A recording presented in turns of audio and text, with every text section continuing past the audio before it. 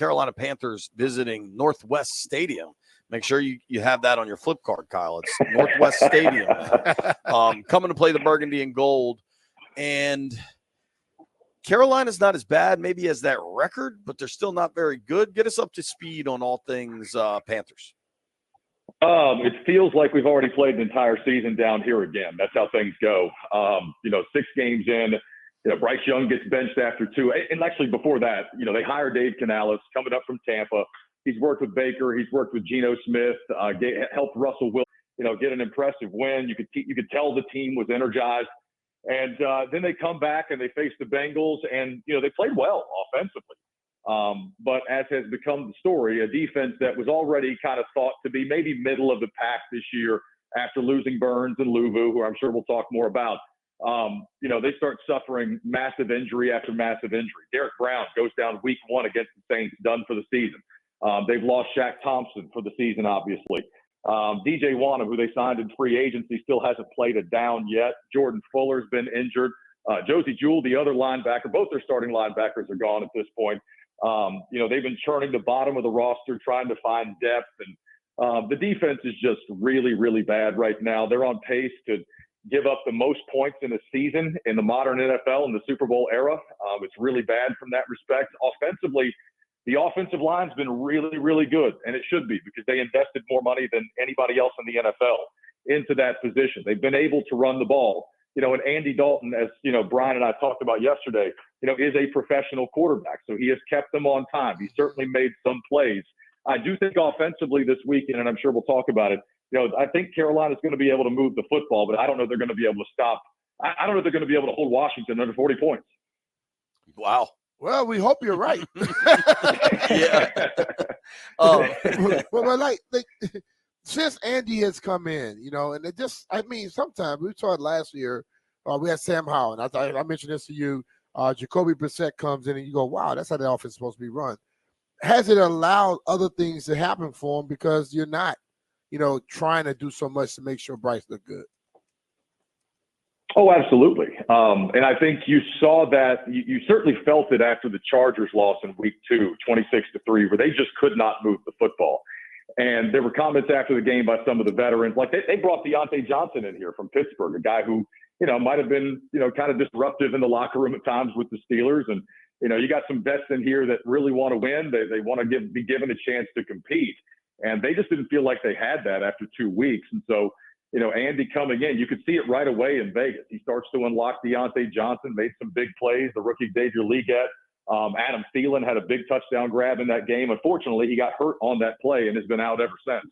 So, the offense has certainly looked a lot better. They've suffered a couple of injuries over there as well that have, caused them to struggle a little bit at times. But, it was night and day difference offensively right away, taking out a second-year guy in Bryce Young and putting in a 5-time or 3-time Pro Bowler in Andy Dalton, who's led 5 teams to the playoffs. So, obviously it was going to look better and different, but, man, it was stark.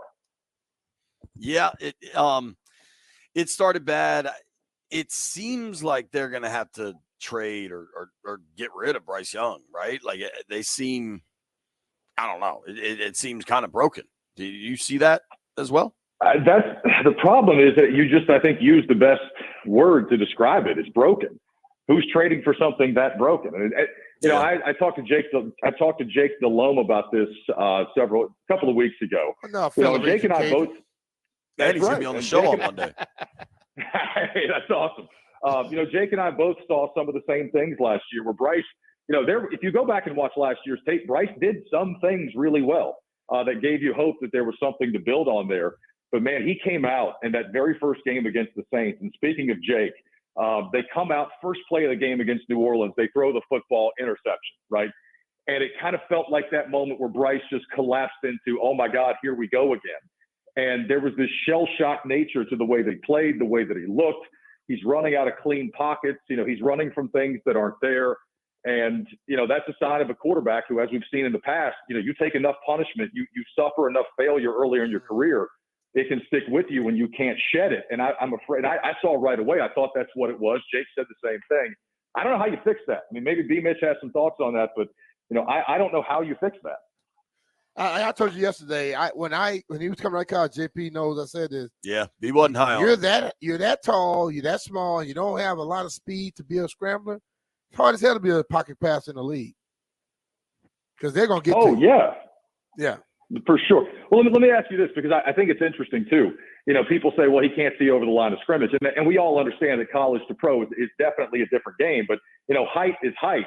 And, the guys that played in front of him in Alabama, on the offensive line were all 6'3" to 6'7". So, that's one of those things that I think some people are also here trying to figure out. All right, how much of a difference is that? Is that the biggest thing, or is the game just faster and he hasn't figured it out yet? But either way, it looks awful when he's out there.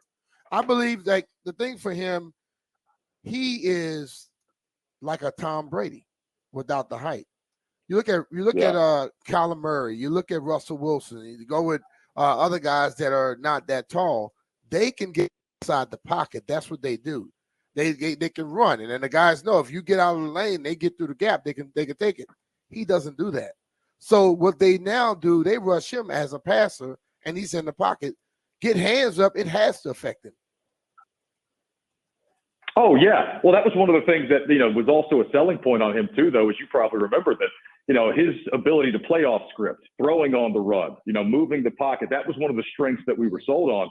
And man, that hasn't come to fruition either. So he came in mop-up duty against the Bears a week and a half ago, made a couple of nice throws, but of course there's nothing on the line at that point. They're 1-5 right now. I do think they're getting better as a football team, but I don't think it's going to matter toward the postseason at all.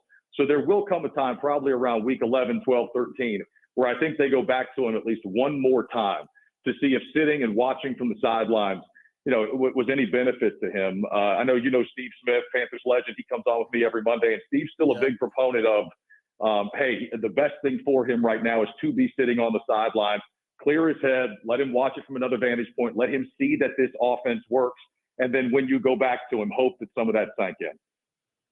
I'm talking with Kyle Bailey here. You can listen to him afternoons down in Charlotte, WFNZ. Give him a follow at Kyle Bailey Club. Let's switch to two guys that have been helpful in Washington. One significantly so in Frankie Luvu and Jeremy Chin. Are you surprised at the success those guys are having here? Luvu, no, not at all. Fantastic football player, built and made of all the right stuff. Absolutely loved him. Was devastated when he left. As a football fan. Jeremy Chin was a little bit different. Chin had gone through, a handful of different defensive coaches, a couple different defensive coordinators. And after a really strong start down here, it just didn't seem to work. It just didn't seem to click. There was no playmaking out there to be seen. It felt like to some of these coaches maybe that he was a bit of a twinger. And this obviously comes down to using a guy the right way. But, by the time that he left, there was sort of this sense of, all right, this many coaches haven't been able to figure out how to use him. You're obviously not in a great position to pay him too. So, this is one that I think was kind of expected when he left. I'm happy to see him playing well. I was very excited about him when the Panthers drafted him a couple of years ago. I hate that it didn't work out. But I'm especially, like a lot of fans, especially, upset to watch Frankie Luvu playing as well as he is in another uniform because I just love watching that guy play football. Well, you said he has everything. He does all the right things. What was it about him that had you so excited when he was there? Because right here, when he's here, he's an actual motivator, and that dude runs around like a maniac on the football field. Well, that's it. You just said it. Like, he's one of those guys. He's just a football player. And, he has good instincts. He's not afraid to stick his head in there and hit anybody. He wants to be a leader. He is vocal, but he also backs it up with his play on the field. He's a tough, hard-nosed guy.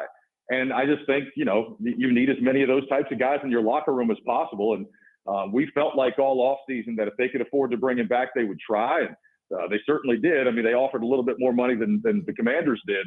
But obviously he made what he felt was the best decision for him. So, everything about him as a football player, I think. What is Horn like as a player?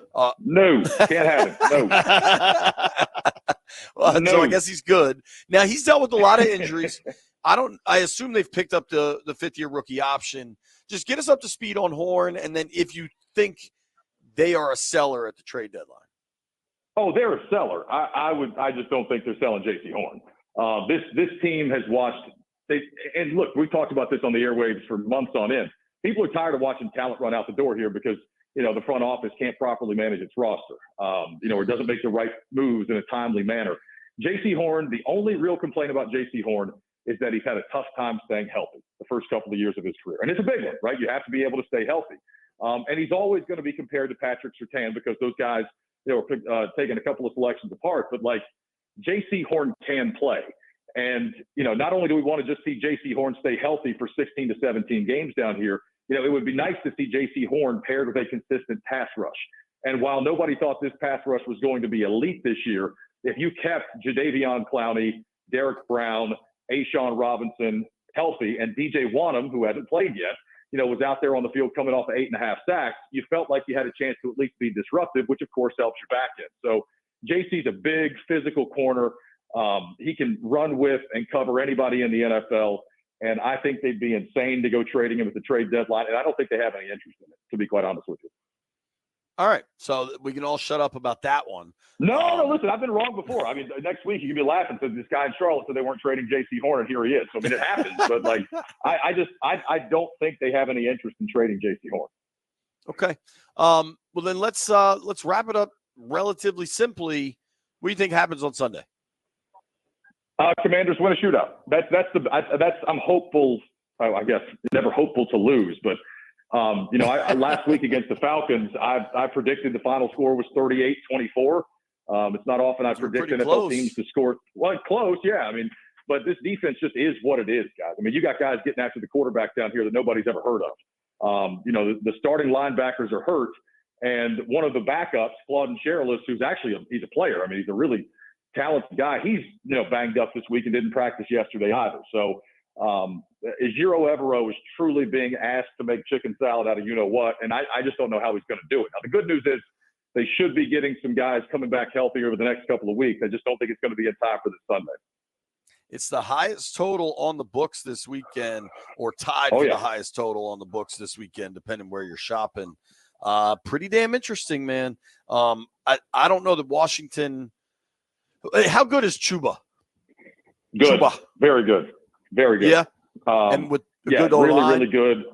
Hard worker, tough kid. Yeah, and that's the thing too. I go back to the Panthers invested more money in the offensive line than anybody else. They signed Robert Hunt from Miami. They brought Damian Lewis down from Seattle. They kicked Austin Corbett over to center. And, they've had two guys go down. Corbett's out for the year with a torn bicep now. And Taylor Moton, who had a 104-game Ironman streak, he saw that snapped on Sunday because of a tricep injury. But, Brady Christensen and Josh Neisman just stepped right in, and they continued playing well. So, this offensive line has been a real bright spot when they stick with the run. That's the one way that, I think maybe the Commanders could find themselves in trouble late in this game, is if they stick with the run and they continue to run it well, because they are moving people on the line of scrimmage. Brian Baldinger has a great breakdown, one of his Baldy's breakdowns on this from a couple of days ago. He's insistent that things are going to turn, quote unquote, as he put it, here in Carolina, because he loves what they're doing along the line of scrimmage. And I tend to agree with him. So I think they can run the ball on Sunday, and maybe their best chance is to keep Jaden Daniels off the field. Robert, I like those Raging Cajuns. Robert Hunt, another Raging Cajun. y'all got a proud legacy down there. You got a proud legacy. Yes, indeed. Are you coming up? I don't know. I know you do all the Hornet stuff, so maybe traveling's not on the books for this one. No, not right now. I also have 3 kids under 3.5 years old. So, doggy. I don't. You might want to find another hobby, Kyle. I got a hobby for you. It's a vasectomy. Well, listen, hey, Blue Chew is one of my big sponsors on the show. So oh my Lord! We got love for Blue Chew, man. You and JP. Dude, 3 under 4. Goodness gracious. Good luck. Yes, sir. You're a busy man. Get some sleep. Thanks for making time for us, brother. Thank you, fellas. Good to catch up.